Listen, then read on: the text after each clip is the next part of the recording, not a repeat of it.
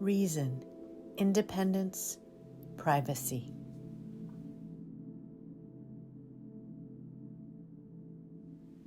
R.I.P. When it's time, you'll know.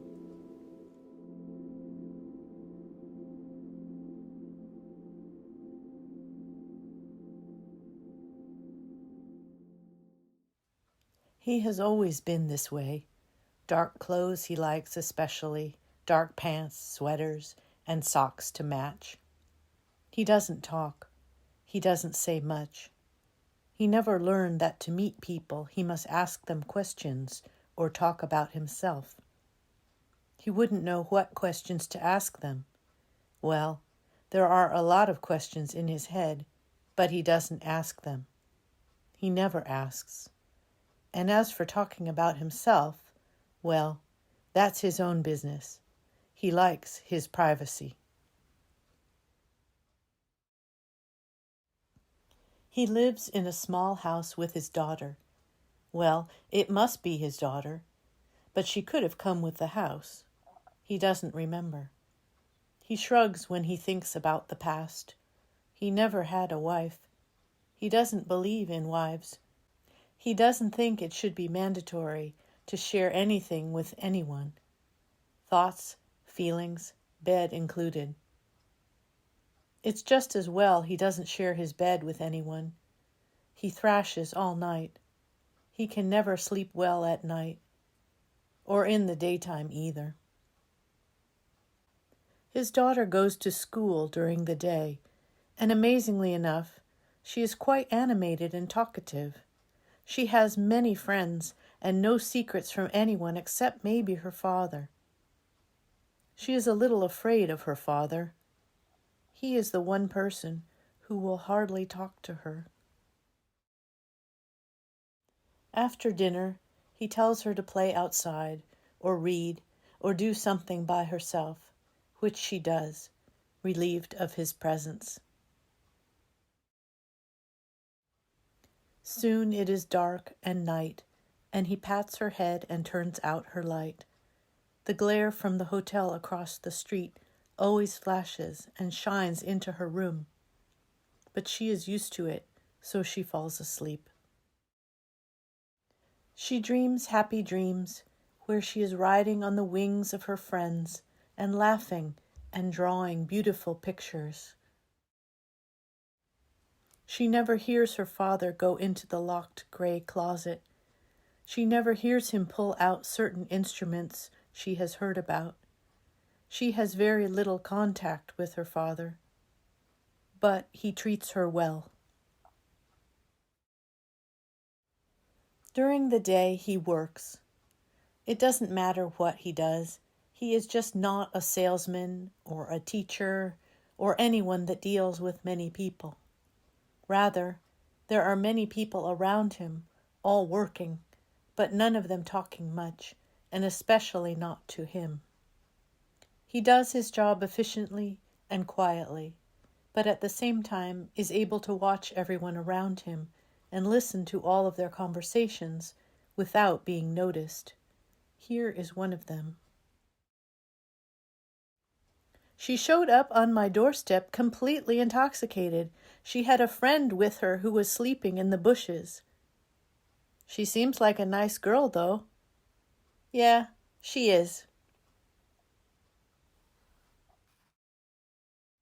He is constantly watching people and wondering what they are thinking, and wondering why they are thinking what they are thinking. He has a green desk, which he locks every night, and a ceramic mug that he keeps in the file drawer with his tennis shoes, the shoes he changes into to go walking at lunch. They are black. They match his socks. Tonight after dinner, and after his daughter goes to her own little bed in her room that faces the hotel, he goes to his locked closet. He unlocks it and puts the key back in his pocket for safekeeping. Then he pulls out those certain instruments. He holds one up.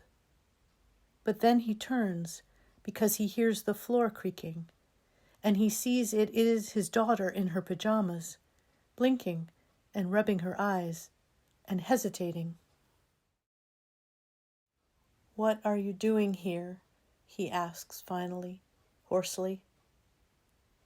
"Daddy, I dreamed you died." But he can't say a thing.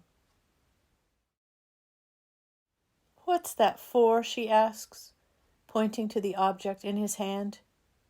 "Isn't that for seeing things far away?" He just looks at her. "Do you look at stars through your telescope?" "No." "Then what do you look at?"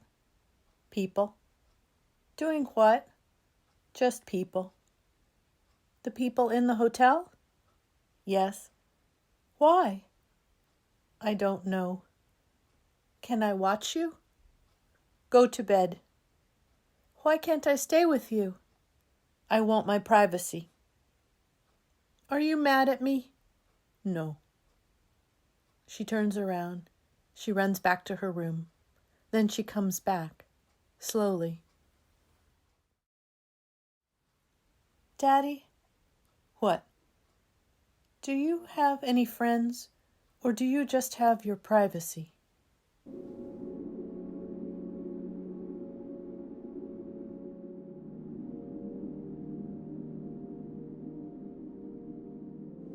Absently, he follows her into her room, where he pats her head and tucks her into bed, and leaves her with question marks closing in her eyes. And he wonders why he had never asked himself that very same question. But then again, he never learned that to get to know people, he has to ask them questions.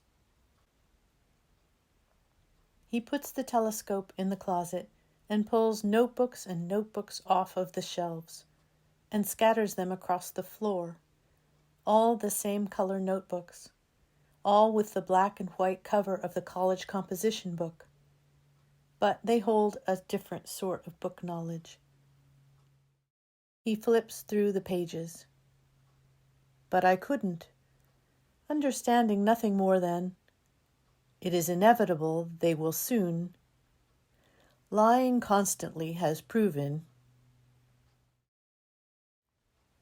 "This is me," he finally says, his voice filling in the cracks in the ceiling. He handles one of the notebooks. It has a date in it. All of the notebooks have dates in them in black ink. He has filled this book with words. He has filled his days with writing. He has filled his days writing down everything he sees and hears until a day becomes a long sentence and not a day any longer. He lives his life through a pen. Suddenly, he wants everything back in the closet. Snatching the notebooks and notebooks from their scattered places, he shoves them back onto their shelves and locks the door, and locks it hard, and puts the key down the heater vent where he knows he can get it again, but only if he tries very hard.